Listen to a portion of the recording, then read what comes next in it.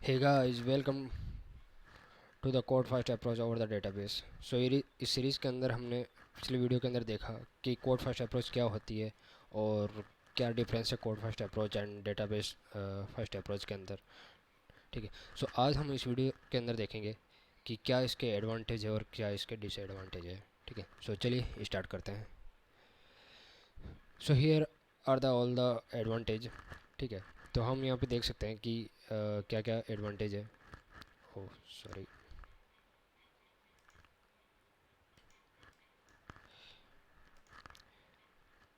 सो पहला है development speed.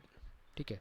सो development speed किस तरीके से एडवांटेज है इसका कि अगर आपको डीबी क्रिएट करने में वो कॉम्प्लेक्स लग रहा है, आपको एसक्यूएल अगर नहीं आता है, ठीक है, तो ये आपके लिए बहुत ही इजी है। ठीक है ना, इसमें ज़्यादा कुछ नहीं करना होता। अगर आपने शीर्ष आप में कुछ भी अगर चेंजेस किए, मॉडल के अंदर कुछ भी चेंजेस किए, so just you need to add the migration, and whatever you have changes that will automatically create the migration, और वो जो चेंजेस है वो ऑटोमेटिकली अपडेट कर देगा डेटाबेस के अंदर। ठीक है ना। तो बहुत ही इजी इजी है इसके अंदर। ठीक है ना। तो लेट्स सिंपल कि अगर आपको कोई भी नलेबल बनाना है, ठीक है ना, तो उसमें आपको कुछ नहीं करना होता है। जस्ट सिंपल आपने इस क्वेश्चन मार्क लगा दिया और वो ऑटोमेटिकली आपको एक माइग्रेशन ऐड करनी है और अपडेट करना है, दैट्स इट। इतना वो उसमें हो जाएगा। ठीक है। डेटाबेस भी अपडेट हो जाएगा और आपका मॉडल कंटेक्स्ट वो भी अपडेट हो जाएगा। ठीक है ना।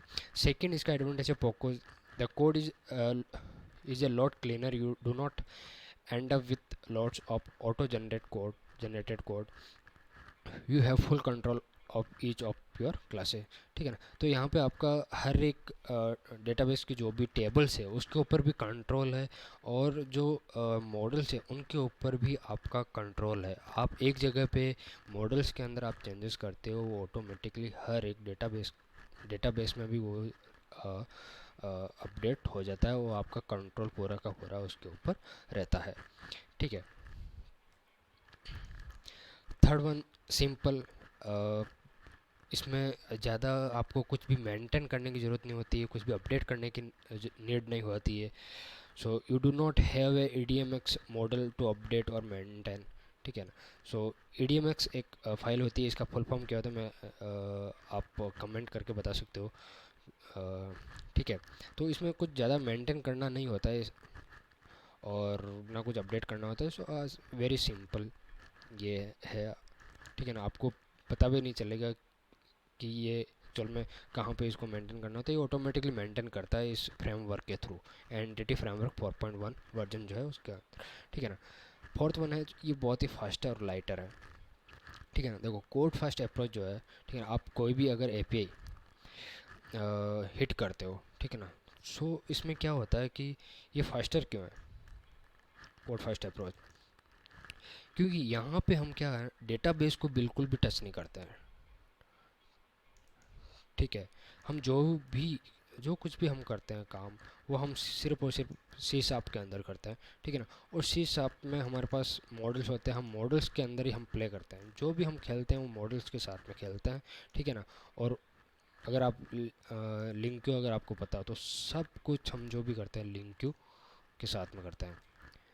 ठीक है ना। कोई भी क्वेरी हो, लिंक्यू क्वेरी हम फायर करते हैं और वो काम होता है। और आपको पता है लिंक्यू इज़ वेरी फास्ट। ठीक है ना। कुछ भी कोई भी क्वेरी हो आपको कंटेस्ट के साथ में, ठीक है ना, डेटाबेस के साथ में बहुत ही इजी, बहुत ही फास्टर ये प्ले करता है। ठीक है ना। कोई भी डेटा फेच करना हो, अपडेट करना हो, ऐड करना हो, ठीक है ना। सो ये इस वजह से फास्टर है और लाइटर भी है। ठीक है ना। Rather than if you are doing in the database and SQL queries. ठीक है ना। सो नेक्स्ट वन है कंट्रोल्स। ठीक है ना। Easy control on the entity classes. ठीक है ना। अगर आपको CSAP आती है तो आपको बहुत ही ज़्यादा इजी लगेगा कि इनको किस तरीके से कंट्रोल करना होता है। मतलब कोई भी अगर आपको चेंजेस करना होता है डेटाबेस में, अगर आपको कुछ भी चेंजेस करना होता है, just you need to change in the classes and it will automatically the change in the database. ठीक है ना।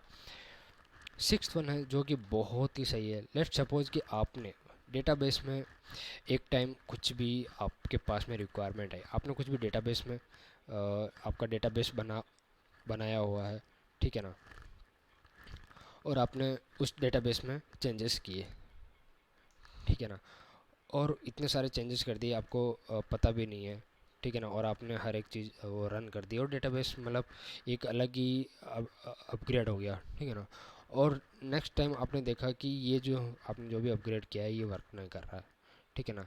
तो आपको अगर रोल बैक करना है तो आपको आप क्या क्या चीज़ें, क्या क्या आप क्वेरी लिखोगे या फिर आप कैसे उनको डिलीट करोगे मैनुअली, किस तरीके से आपको वापस से रीसेट करोगे, तो वो आप रीसेट नहीं कर सकते हो, ठीक है ना, डेटाबेस में। बट यहाँ पे क्या होता है कि आपकी माइग्रेशन ऐड होती है, जो भी आप कुछ भी अगर अपडेट करते हो डेटाबेस में तो आपकी एक माइग्रेशन ऐड हो जाती है, ठीक है ना। तो आप अगर आपको वो चीज़ जो भी आपने अपडेट किया है आपको वो नहीं चाहिए तो आप क्या कर दो, रोल बैक कर दो, ठीक है ना। रोल बैक किस तरीके से, आप वो माइग्रेशन जो है वो हटा दो, ठीक है ना, वो माइग्रेशन आप हटा दो, ठीक है, रिमूव आप कर सकते हो तो ऑटोमेटिकली वो वापस से रीसेट हो जाएगा, ठीक है। और जो मॉडल माइग्रेशन भी मॉडल से क्रिएट हुई, तो मॉडल्स को आप किस तरीके से रीसेट करो, मॉडल के अंदर आपको पता है गिट, जो आप डेवऑप्स यूज़ करते हो, ठीक है ना, उनके थ्रू आप गिट चेंजेस के अंदर हिस्ट्री के अंदर जाके आप पुराना वर्जन जो है वो आप ले सकते हो, ठीक है ना। और एज इट इज़ आपका मॉडल भी रीसेट हो जाएगा और डेटाबेस भी रीसेट हो जाएगा, ठीक है ना। तो ये एक एडवांटेज है इसका, बहुत ही ज़बरदस्त एडवांटेज है जो है कोड फर्स्ट अप्रोच का, ठीक है ना। सेवन्थ, नो डेटा लॉस, ठीक है, इसमें कोई डेटा लॉस नहीं होता है। आपने कोई भी टेबल्स बनाई हैं उनके अंदर आपने डेटा ऐड किया है, ठीक है ना, और नया कॉलम अगर ऐड कर रहे हो कुछ भी कर रहे हो तो उसमें डेटा लॉस नहीं होगा, वो एज इट इज़ वहीं के वहीं रहेगा। जो कि ये अवेलेबल हुआ फीचर्स 4.3, और अभी जो एंटिटी फ्रेमवर्क वर्जन चल रहा है शायद 6.6 या 6 से भी अबोव इसका वर्जन चल रहा है, ठीक है ना। तो ये काफ़ी काफ़ी पहले आ गया था, ठीक है ना। तो यहाँ पे भी इसका कोई लॉस नहीं है, यहाँ पे डेटा का कोई लॉस नहीं है, ठीक है। सो ये भी एक एडवांटेज है। और नेक्स्ट वन जो है उनके लिए जिनको एसक्यूएल क्वेरी लिखने में बहुत ज़्यादा प्रॉब्लम होती है, ठीक है ना, वो नहीं लिख पाते हैं, वो फैमिलियर है सी शार्प के साथ में, फिर सी शार्प में सब कुछ लिखने में उनको मज़ा आता है, ठीक है ना। तो ये भी उनके लिए एक एडवांटेज हो सकता है, ठीक है ना। तो ये सारी बातें हो गई advantage of the code first, ठीक है ना। नेक्स्ट हम बात करते हैं क्या क्या इसके डिसएडवांटेज है, ठीक है ना। सो डिसएडवांटेज हम देख लेते हैं क्या क्या डिसएडवांटेज है इसके, ठीक है। Writing database object like store procedure trigger are the complex, ठीक है ना। लेट सपोज आपका कोई ऐसा एप्लीकेशन है जहाँ पे पेमेंट रिलेटेड कुछ भी ऐसी चीज़ें हो रही है, ठीक है ना। तो वहाँ पे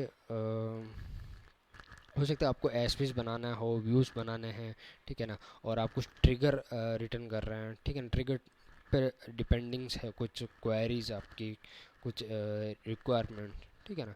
तो उस टाइम पे कोड फर्स्ट आपका वर्क नहीं करेगा, ठीक है ना। कोड फर्स्ट वर्क कर लेगा, आपको बस ये है कि आपको स्टॉप प्रोसीजर आपको लिखना पड़ेगा, ठीक है ना। सो ये थोड़ा कॉम्प्लेक्स हो जाता है, आपको कोड फर्स्ट है वो चीज़ें हैंडल नहीं कर सकते हो, हालांकि कर भी सकते हो, और थोड़ा कॉम्प्लेक्स हो जाता है वो चीज़, ठीक है ना, क्योंकि आप फैमिली और सी शार्प के साथ में और फिर आप लिख रहे हो स्टोर प्रोसीजर, ठीक है ना। एनी हाउ आप माइग्रेशन के साथ में भी लिख सकते हो, कोड फर्स्ट में भी लिख सकते हो, बट ये है कि आपको माइग्रेशन ऐड करनी पड़ेगी और उसमें एसक्यूएल क्वेरीज आपको लिखनी पड़ेगी, आप लिंक्यू के थ्रू या सी शार्प कोड के थ्रू ये चीज़ हैंडल नहीं कर सकते हो, ठीक है ना। तो ये एक डिसएडवांटेज हो गया, ठीक है। सेकंड जो है, they if there is any modification done in the database it will not reflect on the entities in the application. ये तो एक्चुअली हमें खुद को पहले सोचना होता है, ठीक है ना, कि हमारी जो रिक्वायरमेंट है हमें किस फ्लो में चलना है, कोड फर्स्ट अप्रोच से चलना है या फिर डेटाबेस फर्स्ट अप्रोच से, ठीक है ना। आ सिंपल, अगर हम एक वे में जा रहे हैं तो हम सेकेंड वे को तो यूज़ नहीं कर सकते, अगर कोड फर्स्ट हमने यूज किया है, ठीक है ना।